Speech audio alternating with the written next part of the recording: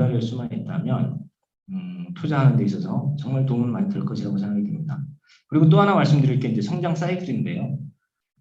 이건 그냥 제가 한 5년 동안 이 숫자만 많이 들여다보면서 나름대로 좀 구조화한 이제 어떤 개념이라고 해야 될까요? 이게 뭐 흔히 들어봄직한 얘기일 수도 있습니다만 저 나름대로는 이제 오랜 시간 동안 이제 숫자를 보면서 좀 그러니까 규칙화라고 해야 되나요? 이게 이제 카테고리를 만들어서 좀 분류화를 해놓은 건데 그걸 좀 설명을 드리겠습니다.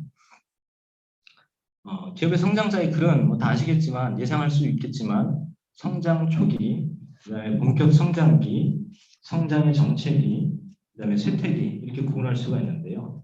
성장 초기를 먼저 좀 보면 기업을 막 설립하고 영업을 시작하면은 당연히 성장의 초기가 되겠죠.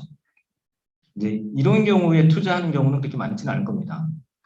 그다음에 두 번째는 앞서 매출액 증가의 이유 네 번째에 해당하는 산업 내 구조조정이 끝나고 업황이 막 턴어라운드하는 그런 시기로 볼 수가 있겠습니다. 이때 재무제표 숫자에서 제가 기준으로 삼는 부분은 이 부분입니다. 전년 동기 대비 그리고 과거 3년치 12개 분기의 평균 매출액 대비해서 30% 이상 매출액이 증가하는 경우 성장 초기로 저는 분류를 했습니다. 이게 말로 되니까 약간 안 알아들으실 텐데 이걸 한번 보시겠습니다. 현재 그 상장되어 있는 기업의 매출액을 그냥 바 차트로 표시한 겁니다. 보시면 과거 한 3년치 정도가 4년치 정도가 이 회사는 매출액을 분기에 200억씩 했던 회사입니다. 근데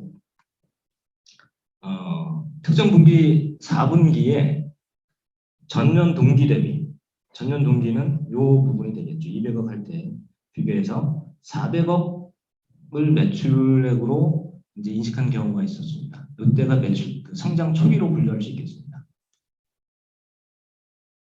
쉽게 이해되시죠? 어려운 부분은 아닐 거라고 생각되고요. 성장 초기에 조금 더 뭐 이 부분 외에 말씀드릴 거는 자산 혹은 뭐 기업 규모 시가총액이 10조 이상 되는 회사 같은 경우는 30% 이상 증가하는 경우가 쉽지는 않습니다. 그래서 15% 정도 증가만 해도 시가총액 10조 이상의 기업은 전년 동기 대비 15% 이상 증가해도 저는 성장 초기로 분류했습니다. 그리고 5조, 시가총액 5조 미만은 한 30% 증가하면 되고요. 5조와 10조 요 사이에 있는 회사의 규모는 한 20%, 25% 이상 증가하면 성장 초기로 분류했습니다. 그리고 아까 말씀드렸던 정성적인 부분, 이건 이제 스타트피킹 그 엔진하고는 약간 이제 무관한 건데요. 정성적인 부분에서 매출액 증가 이유가 뭔지를 파악을 했었습니다. 그리고 이 경우는 이 성장 초기의 특징은 매출액은 전년 동기 대비해서 30% 이상 증가하는데 영업이익은 그만큼 증가하지 않는 경우가 많습니다. 왜냐하면 구조조정 당시에 생존을 위해서 저가 수주를 많이 하다 보니 매출액은 증가하는데 그만큼 영업이익이나 순이익으로 증가하지 않는 경우가 많았습니다. 그리고 두 번째, 신상품을 출시했던 경우는 마케팅 활동, 광고 뭐 이런 걸 많이 하다 보니까 판관비 증가로 인해서 영업이익 증가, 그러니까 매출액 증가하는 것만큼 영업이익이 증가하지 않는 경우가 많았습니다. 그래서 성장 초기는 영업이나 순이익은 보지 않고 매출액이 30% 이상 증가하는 경우를 많이 따져봤습니다. 그 다음에 이제 두 번째가 본격 성장기가 되겠는데요. 본격 성장기는 2개 분기 연속 전년 동기 대비 30% 이상 증가하는 경우입니다.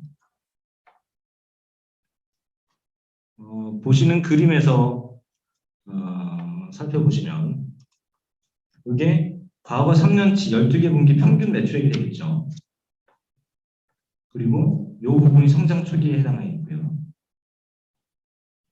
이게 본격 성장기에 해당한다고 볼 수 있겠습니다. 물론 이 이후에 2분기, 3분기, 4분기도 매출액이 급속도로 증가하기 때문에 본격 성장기라고 볼 수 있습니다. 근데 이런 기업들도 지금 찾아보면 우리나라 시장 굉장히 많이 존재합니다. 그래서 본격 성장기는 매출액뿐만 아니라 영업이익 순이익도 전년 동기 대비, 그다음에 과거 3년치 평균 12개 분기 평균 매출액 대비해서 30% 이상 증가하는 경우를 본격 성장기로 구분했습니다.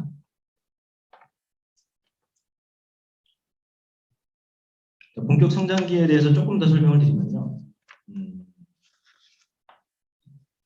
주식 투자자 입장에서는 이 시기에 주식 투자를 해야 됩니다.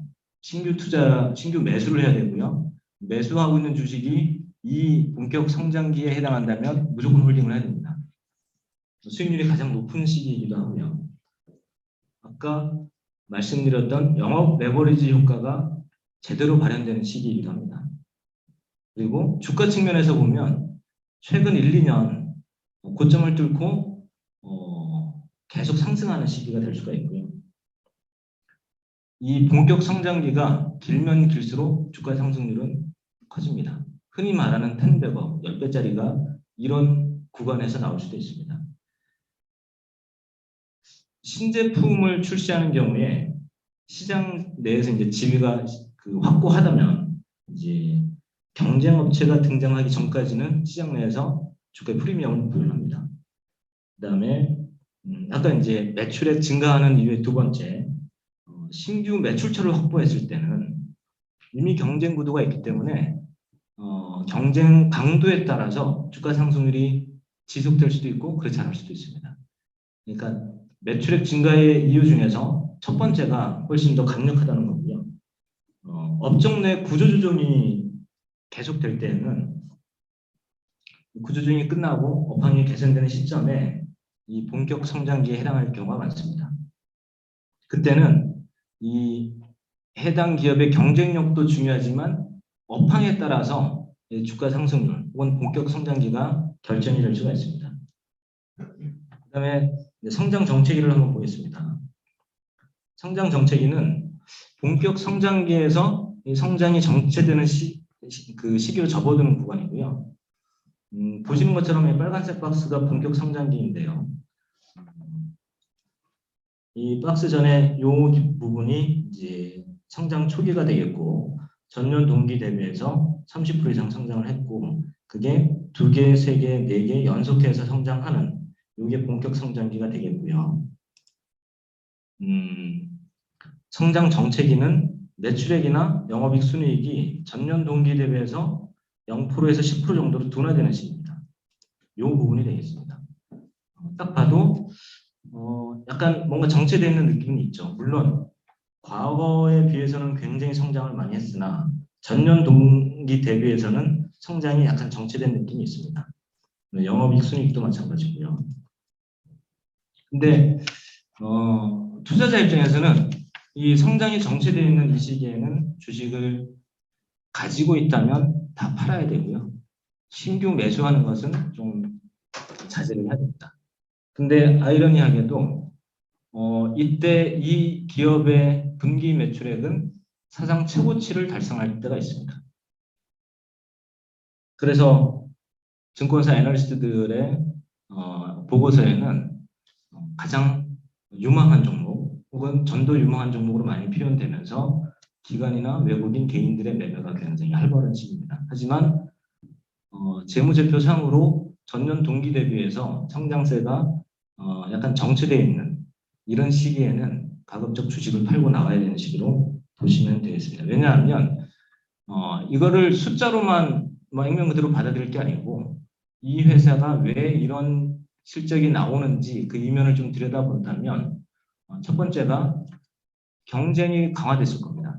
그래서 신제품 출시했을 경우에는 그 신제품과 비슷한 모방 제품이 시장에 등장하면서 마켓쉐어를 쉐어하게 됩니다. 깎아먹게 되겠죠. 그러면 영업이익률이 낮아지게 되겠고요. 매출액도 조금 떨어질 겁니다.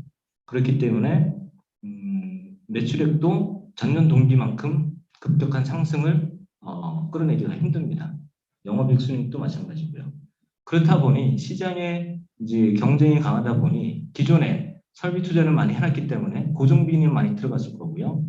직원들은 많이 뽑아놨기 때문에 인건비는 많이 들어갈 거고요. 그래서 영업이익률이 줄어들 겁니다. 그런 것들이 숫자로 이렇게 표현된다라고 저는 생각을 했습니다. 그래서 앞서 영업 레버리지 효과가 더 이상 발현되지 않는 시기로 성장 정체기로 구분을 했습니다. 마지막으로 이제 쇠퇴기가 있는데요. 그야말로 이제 기업의 성장이 쇠퇴하는 시기인데 이 구간이 되겠습니다. 뭐 딱 봐도 아시겠죠. 성장이 줄어드는 시기인데 전년 동기 대비해서 매출액 영업순이익이 줄어드는 시기입니다. 적자나는 시기죠. 적자나는 정도가 아니고 매출액이 줄어든다. 그러면은 회사 이 쇠퇴기가 길면 길수록 이 회사는 생존의 문제를 고민해야 되는 시기입니다. 다시 말씀드리면 절대 투자를 해서는 안 되는 시기로 이렇게 이해를 하시면 되겠습니다. 그래서 그림으로 간단하게 이렇게 좀 말씀드리면 성장 초기는 이 부분이 되겠습니다. 이때는 말씀드렸던 것처럼 매출액 증가율이 30% 이상 전년 동기 대비 늘어나는 그런 구간이고요. 그냥 흔한 말로 관심 종목에 등록을 시키면 됩니다. 매 분기 시장에서 실적을 발표할 때 실적을 취합하다 보면 성장 초기에 해당하는 요 구간에 해당하는 기업들이 한 2, 300개 정도 됩니다. 많을 때는, 적을 때는 한 150개 정도 되고요. 그런 것들을 다 관심 종목에 등록시키냐? 저는 했었습니다. 예전에 개인 투자할 때. 두 번째가 이제 본격 성장기인데요. 매출액 영업이익 순이익이 전년 동기 대비 30% 이상 증가할 때, 혹은 그 이상 증가할 때. 이때는 특징이 매출액 증가율보다 영업이익 증가율이 더 큽니다. 영업이익 증가율이 더 큽니다. 그게 이제 영업 레버리지 효과가 나타나기 때문이고요. 그때 주식 투자를 해야 되는 거고요. 신규 매수나 홀딩을 하는 게 좋겠죠. 세 번째가 성장 정체기. 말씀드렸던 것처럼 사상 최대 매출액을 찍고 있지만 전년 동기 대비해서 성장이 정체되는 시기입니다. 주식을 팔고 나와야 되는 시기고요. 근데 시장에서는 굉장히 환호하는 시기일 겁니다. 그래서 매도해야 되고요. 쇠퇴기, 주식을 관심 종목에서 삭제하고 쳐다보지 말아야 되는 시기입니다. 그러다 보면 산업 내에서 시장에서 자연스럽게 구조조정이 되겠고요. 구조조정이 끝난 다음에 다시 성장 초기에 접어드는 회사들이 나올 겁니다. 자, 지금 하나투어나 모두투어 이런 롯데관광개발 같은 그 여행업체들 이번 분기 실적은 모르겠습니다만 다음 분기쯤 되면 전년 동기 대비해서 아주 성장률이 크게 나올 것 같습니다. 왜냐하면 시장에서 구조조정을 다 했고요. 영세업자들은 다 망했을 거고요. 다시 여행 수요는 폭발적으로 증가할 거고요. 그 여행 수요를 남아있는 몇몇 업체가 다 가져갈 겁니다. 그러면 이미 주가가 많이 올랐는데 라고 생각할 수도 있지만 그럼에도 불구하고 그게 확인된다면 본격 성장률로 접어드는 초입 국면에 저는 주식을 사야 된다고 봅니다. 주가가 얼마나 올랐든지 그거는 다른 문제고요. 이건 크게 중요하지 않습니다. 그거는 이 뒷단에 밸류에이션, 주가의 적정성을 평가할 때 그때 적용하는 항목으로 분류해서 보시면 되겠습니다. 그래서 기업의 성장 사이클을 이제 좀 설명을 드렸고요. 이제 밸류에이션 잠깐 좀 말씀드리겠습니다. 비교적 짧습니다. 절대 가격과 상대 가격이 있다고 말씀드렸는데 상대 가격은 업종 내 혹은 시장 내 상대 가치를 비교하는 그런 밸류에이션 항목으로 시가총액분의 분기 영업이익, 시가총액분의 순이익 이걸 많이 봤습니다. 예를 들어서 한번 좀 설명을 드리겠습니다. 동일 업종이라고 가정을 하죠. 그 다음에 성장성이 비슷합니다. 같을 수는 없겠지만 비슷한 시가총액 1,000억짜리 회사 두 개가 있다고 가정을 해봅시다. A 기업은 시가총액이 1,000억이고요. 분기 영업이익이 100억입니다. 단순 계산하면 1년에 400억 버는 회사겠죠. 시가총액하고 이익을 나누면 분기 영업이익을 시가총액으로 나누면 10%가 됩니다. 곱하기 4 하면 40%가 되겠고요. 이게 순이익이라고 하면은 퍼가 2.5가 되겠죠. 저퍼주죠. 그러면 그 의미는 뭐 여러분들 다 아시겠지만 2년 반만 있으면 이 회사는 시가총액만큼 회사에서 영업이익 순이익으로 돈을 번다는 얘기죠.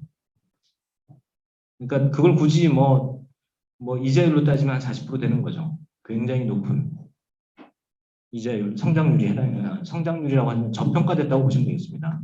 그다음에 B기업은 같은 동일 업종이고 성장성이 비슷한데 분기에 10억 버는 회사라고 가정을 해봅시다. 그러면 시가총액 분의 이제 영업이익 순이익을 하면 1%가 되겠고요. 이걸 환산하면 4%가 되겠고요. 이걸 순이익으로 얘기를 하면 퍼가 25가 되겠죠. 25년 벌어야 시장 시가총액만큼 번다는 얘기입니다. 이 전제 조건이 되게 단순하기 때문에 이 두 기업이 있다면 당연히 싼 거를 골라야 된다는 게 제 생각입니다. 근데 생각보다 이 원칙을 적용을 하면 종목 선택할 때 굉장히 심플하고 유리할 때가 많습니다. 그 다음에 이제 안정성인데요. 안정성은 뭐 대표적으로 많이 보시는 게 이제 부채 비율인데 그것보다는 이제 차입금 비율에서 이자가 발생하는 부채를 좀 많이 보시면 좋을 것 같고요. 그다음에 그 차입금의 증가율, 전년 동기 대비해서 얼마나 증가하는지, 이자 보상 비율 이런 것들만 잘 보시면 부도날 회사는 다 걸러낼 수 있을 거라고 생각이 됩니다. 그다음에 이런 것들을 총망라한 게 이제 제가 그냥 저 스스로 만든 건데 기업의 재무 현황표라는 것이 있는데 이렇게 보시면 되겠습니다. 좌측 상단에 이제 매출액, 영업이익, 순이익 등등을 분기별로 표현을 다 해놨고요. 연간으로 6년 동안을 볼 수가 있습니다. 그 다음에 증가율을 전년 동기 대비 증가율이 있겠고요. EPS, BPS, SPS, 그 다음에 이게 현금 흐름이죠. 그다음에 부채 비율, ROE, 주가가 있고요. 시총이 있습니다. 그리고 연간으로 매출액, 영업이익, 순이익의 증가율. 자, 여기서 이거는 제가 투자하기 편하기 위해서 이제 만들었던 표이긴 한데 이런 표가 있으면 투자에 굉장히 유용하다라고 생각을 합니다. 보시면 과거 3년치 혹은 그 이상 분기 평균 매출액이 이제 200억이었는데 이때 성장 초기에 해당하는 걸 볼 수가 있습니다. 이 분기가 2020년 2분기가 되겠죠. 200억 하던 회사가 어느 날 갑자기 분기 매출액이 400억이 됩니다. 근데 봤더니 영업이익 순이익을 봤을 때 순이익은 적자가 나고 있네요. 그러니까 성장 초기라고 볼 수 있겠고요. 그 이후로 성장 그 추세가 계속 이어지는지 확인을 했을 때 추세가 꺾이지 않고 이어지다가 본격 성장기에 도래하는 걸 확인할 수가 있었습니다. 이 부분이 되겠고요. 그게 매출액 증가뿐만 아니라 영업이익 순이익도 증가하는 것을 이 표로 통해서 확인할 수가 있었습니다. 분기에 이 회사가 200억 하던 회사가 400억을 하고 그 이후에 600억, 800억, 1000억, 1200억대까지 이제 분기 매출액이 늘어나는 걸 볼 수가 있습니다. 그리고 순이익하고 영업이익도 같이 증가를 하는 것을 확인하게 되면 주가는 이렇게 상승합니다. 이게 한 4,000원, 4,500원짜리에서 한 6,000원까지 갔고요. 이게 18,000원까지 갔다가 지금 한 15,000원 정도, 14,000원 정도 하고 있습니다. 자, 요때 이 본격 성장기에 막 접어들 때 주식을 매수를 했다면 150% 혹은 200% 정도의 수익이 나왔을 거라고 생각이 됩니다. 그리고 이 표에는 매출액, 영업이익 순이익, 그다음에 영업이익률, 순이익률, 주가 이런 걸로 표시를 했습니다. 자, 이거는 조금 더 자세하게 만들어 놓은 건데요. 참고로 좀 보시면 매출액, 영업이익, 순이익, 그다음에 매출 원가, 매출 총이익, 판관비, 영업이익, EBITDA, 총이자 비용 이 부분은 손익 계산서에 있는 항목들이 거의 다 들어가 있고요. 그래서 증가율을 보시면 되겠고요. 이 밑에는 재무 상태표를 정리해 놓았다고 보시면 되겠습니다. 유동자산, 유무형자산, 재고자산, 회전율, 그다음 채권, 현금 이런 것들을 확인할 수 있는 표를 만들어서 투자에 활용을 했는데 굉장히 도움이 많이 됐던 것 같습니다. 그 다음에 부채 항목, 그 다음에 캐시플로우, 영업활동 현금 흐름, 투자활동 현금 흐름, 재무활동 현금 흐름, 이런 것들을 개별 기업을, 그리고 이걸 다 차트로 나타내서 숫자만 보는 게 아니고 그 흐름을, 추세를 확인하기에는 이 차트가 좀 많이 유용했던 것 같습니다. 참고적으로 보시면 되고요. 자, 제가 지금까지 한 1시간에 걸쳐서 기본 개념, 좀 지루하긴 했습니다만 개념에 대해서 좀 설명을 드렸습니다. 주식이 어떻게 만들어졌고